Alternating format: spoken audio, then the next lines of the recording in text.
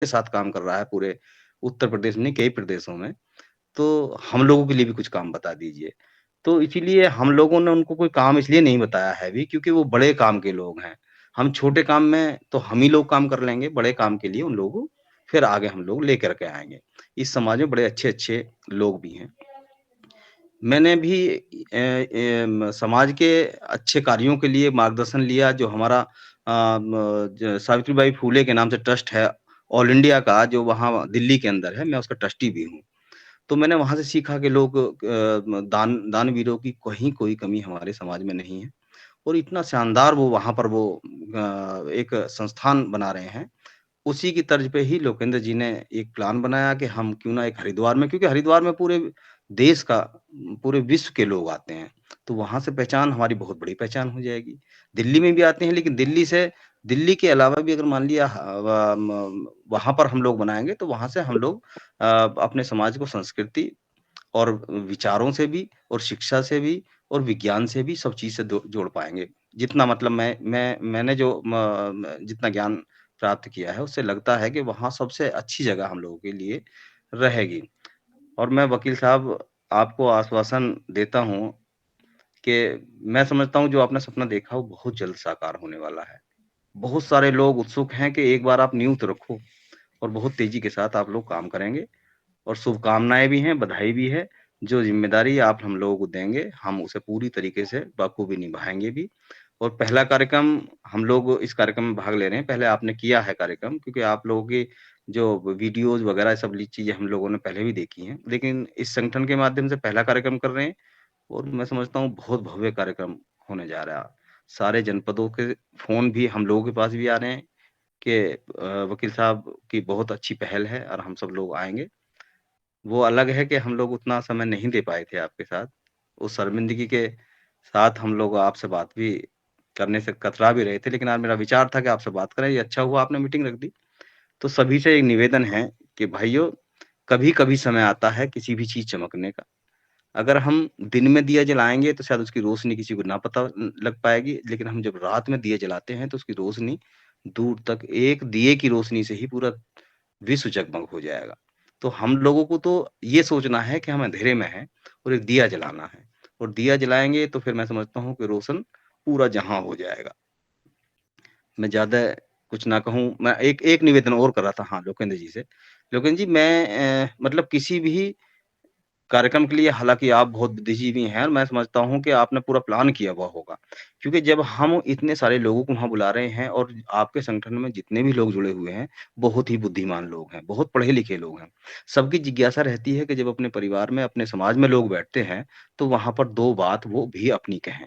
तो मैं ये कहना चाहूँगा कि एक तो चाहे भले ही इस कार्यक्रम को 2 बजे से 1 बजे कर लो, 1 बजे से शुरुआत कर लो। क्योंकि सभी की जिज्ञासा बोलने की रहेगी, 2-2 शब्द सभी कहेंगे तो अच्छा भी लगेगा और पता नहीं किसके शब्द से क्या वाणी हम लोगों को मतलब मिल जाए, क्या हम लोगों को क्या पुष्प मिल जाएँ जिससे हमारा पूरा चमन खिल जाएगा। तो अगर ऐसा हो जाए तो बड़ी मेहरबानी होगी क्योंकि हमारे पास बहुत समय है।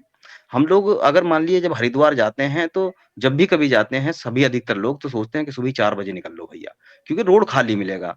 और जब खाली मिलेगा तो हम 2 घंटे की बजाय जो है 1.5 घंटे में पहुँच जाएँगे और शांति से नहाएँगे, स्नान करेंगे, उसके बाद में 12 बजे ये मान लीजिए 12 बजे के बाद से पहले-पहले अपने सारे स्नान ध्यान हम सारे पूरे करें, सब लोग। अपने घर से तो निकलना है, 4-5 बजे के बाद 4 बजे निकल रहे हैं हम लोग, खुला रोड मिलेगा और शाम सुबह ही इन लोगों को ये समझाओ क्योंकि हमारा तो समाज भी बड़ा धार्मिक है कि सुबह की परवी 4 बजे लुटती है, तो भैया ठीक है हम 4 बजे की बजाय 7 बजे ले लेंगे, लेकिन सुबह का स्नान करेंगे।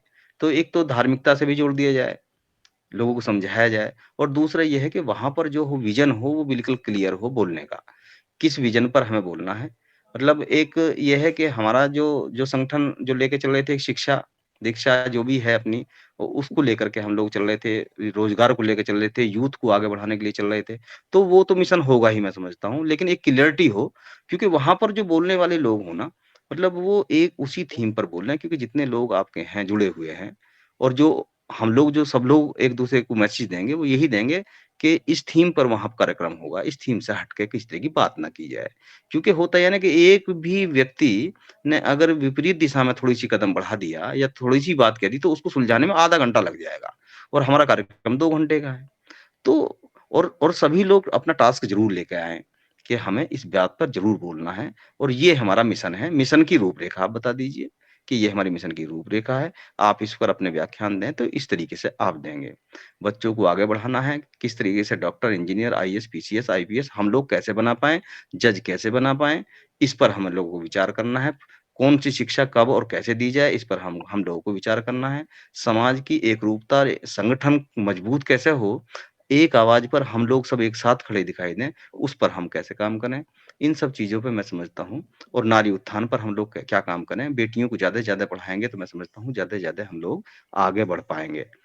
तो बहुत लंबी मेरी शायद बात हो गई है, माफ़ी चाहूँगा और लोकेन जी कृपया मतलब एक रूपरेखा ज़रूर बना दीजिए, बिल्कुल क्लियर करके, है ना? किसी को दिक्कत ना हो जाए और सब लोग और ये भी मान के चलें कि हमारा पूरा परिवार, जितने भी सैनी बंधु आएँगे, हमारे सामाजिक कार्यकर्ता के अलावा आपका एक एक पिकनिक जैसा कार्यक्रम भी होगा। उसमें एन्जॉय भी हम लोग वहाँ करने का एक प्रयास करेंगे। चाहे हम लोग एक ब सभी परिवार मिल कर के एक अंताक्षरी ही कार्यक्रम करें, लेकिन हम हँसने का भी काम उसमें होना चाहिए कार्यक्रम में ऐसा, लगे कि हाँ, आज हम कहीं गए थे। हाँ, पूरी थकान लोगों की उतर जाए वहाँ पर जो है ना? इसको 2 बजे से रखने का प्रयास करते हैं।